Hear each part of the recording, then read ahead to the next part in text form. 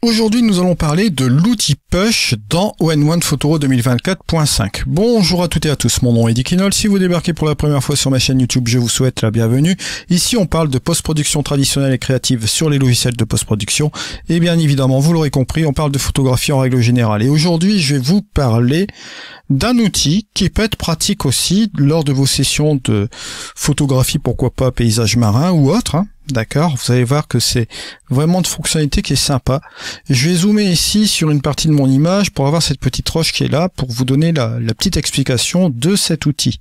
Alors l'outil Push ici, on va cliquer une fois dessus et vous allez voir qu'une fois que je clique sur cet outil Push, je vais avoir plusieurs fonctionnalités dans cette barre contextuelle que vous voyez ici. La première chose que vous allez voir, c'est que vous avez trois types de brosses ici. Vous avez la possibilité ensuite de configurer la taille, la pression. Le type de recouvrement, c'est le type de visu qu'on verra un peu ensemble lorsque vous allez appliquer vos modifications avec vos pinceaux. Et vous avez la possibilité d'afficher aussi également une grille qui vous permet un peu de voir où vous allez déformer vos objets. Et ça se déformera aussi en même temps au niveau de la grille, on va le voir juste après. Si vous avez une tablette, différentes fonctionnalités par rapport à votre tablette aussi, bien sûr. La première fonctionnalité de cet outil poussé, à quoi sert cet outil poussé? Ça va simplement vous aider à déformer certains objets de votre image. Comme je vous l'ai dit tout à l'heure, comme je l'ai explicité, on peut tout simplement réduire la taille du pinceau ou l'augmenter.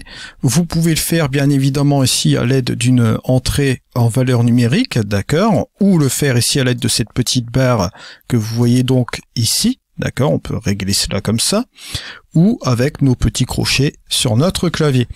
Je vais agrandir bien sûr un peu comme ceci, et je vais me dire que je veux pousser un peu cette roche vers l'extérieur. Alors ce que je vais faire, je vais aller ici, je vais un peu réduire ma brosse, et je vais, hop, pousser un peu ma roche comme ceci.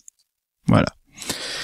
Vous noterez quelque chose, que là, forcément, l'effet est assez puissant, d'accord ? Pourquoi? Parce que nous sommes sur une pression de 100%. Alors pour ce faire, je vais appuyer sur CTRL-Z et je vais revenir en arrière. Voilà, juste comme cela. Je vais réduire ma pression et là vous allez voir que ça change tout. Je vais me mettre par exemple ici à 10%. Là je laisse appuyer et je tire vers l'extérieur. Et vous voyez que j'ai un plus grand contrôle avec la déformation. Je peux pousser comme ça vers l'extérieur, comme je le souhaite. Si je veux qu'à partir du sable, pousser cette roche, je peux le faire aussi également.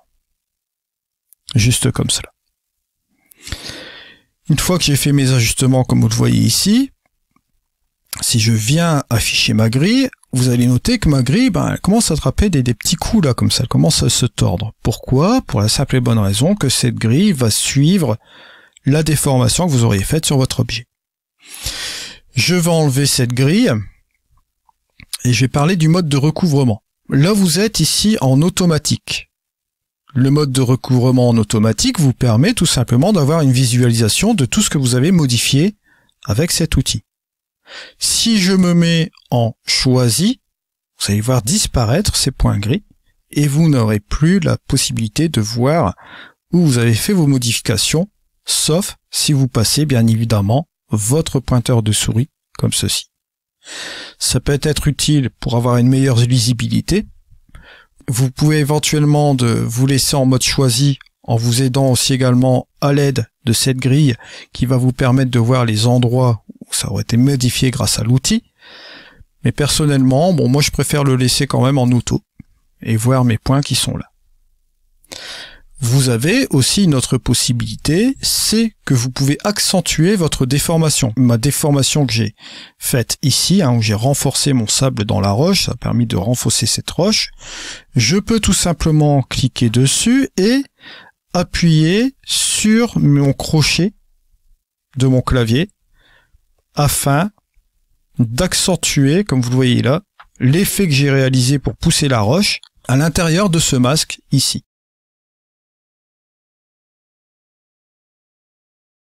En fait, le fait d'agrandir cette zone va nous permettre d'accentuer aussi l'effet dans cette zone, d'accord? on va affecter tout simplement ce qu'on a fait ici avec l'outil push. On a tout simplement poussé vers la roche. Là, tout simplement, en agrandissant cette zone, on va accentuer cet effet, bien sûr, en même temps qu'on augmente cette zone.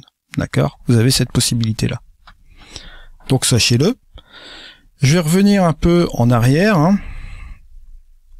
Alors, bien sûr, vous pouvez revenir en arrière avec le CTRL-Z, ou aussi tout simplement appuyer sur la zone et appuyer sur supprime. Voilà. Vous voyez. Sur chaque point, vous pouvez les supprimer sans aucun problème. Supprimer. Vous venez ici, supprimer. Et on revient sur la position initiale. Ça, c'est pour l'outil push, la première brosse. Vous avez une seconde brosse, qui est intéressante aussi, qui vient juste à côté. C'est la seconde brosse qui correspond à la brosse anti-ballonnement liquéfié. Et vous avez aussi un pinceau liquéfié qui vient en troisième position.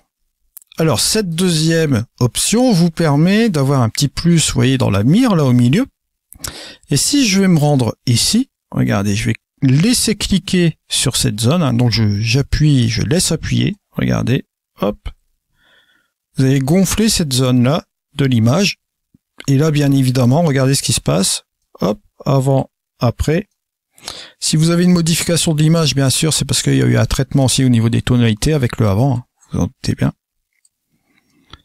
Donc là, vous voyez que là, ici, on a gonflé cette partie-là de l'image avec notre roche.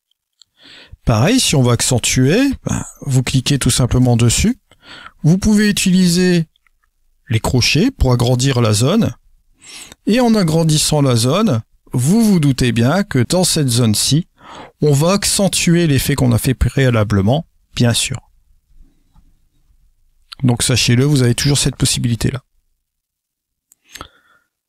Je vais cliquer sur supprimer, juste comme cela. Après, vous avez la possibilité d'utiliser le contraire. Troisième type de brosse. Là, cette fois-ci, regardez, je laisse appuyer par exemple sur cet endroit-là. Là, vous allez voir que la roche va s'enfoncer vers l'intérieur de l'image. Vous voyez, juste comme cela.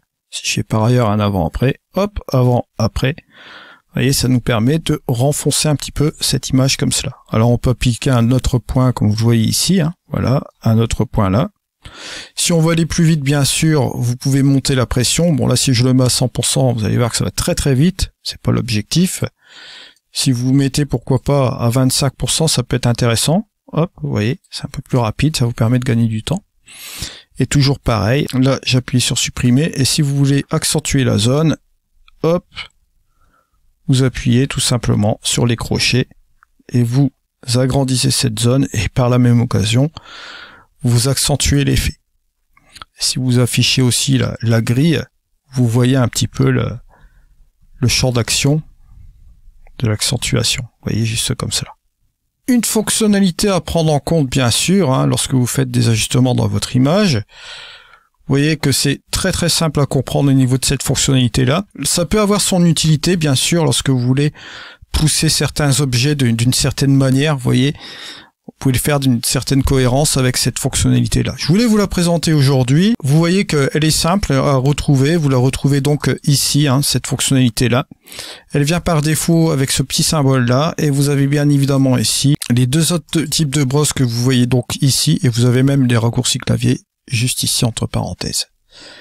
Voilà, je vous remercie de m'avoir suivi. On se retrouve dans une prochaine vidéo. C'était Eddy. Allez, au revoir.